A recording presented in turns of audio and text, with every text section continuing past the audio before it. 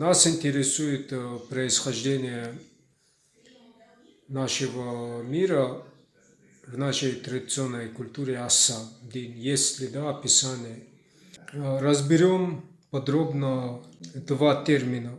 Это хуцал и свастика, савастика, которые по сути своей, по символике, по знаниям, которые они несут, по истории, как был сотворен мир, имеют одну суть. То есть хуцау равняется свастика, свастика равняется хуцау.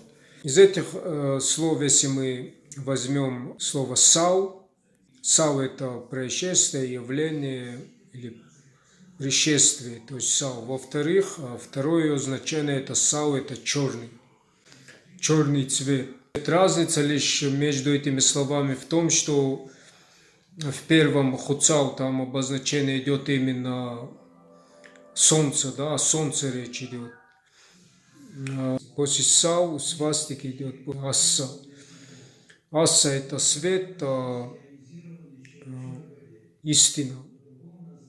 Если мы возьмем происхождение мира в Писаниях, как мы все знаем, да, как возник мир, это то, что из тьмы и мрака возник свет. Ту же суть и имеют эти два термина, как и символ крест. То есть солярный символ, тот же крест, только в движении. Какой из этого мы можем сделать вывод? То, что в первом случае именно слово хуцау, как и свастика, это происхождение нашего мира, да, от первоэлемента. Тут речь идет прежде всего о первоэлементе нашем, об огне, то есть это обозначение духа. То есть духа во плоти, как и символ, который несет Иисус, да, как богочеловек, как и человек в принципе.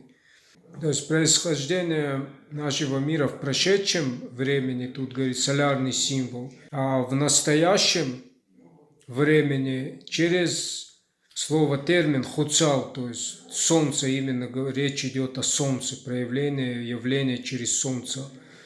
То есть мир возникает тогда, когда восходит солнце, да, с пробуждением всего природы, и где лучи света пронизывает все.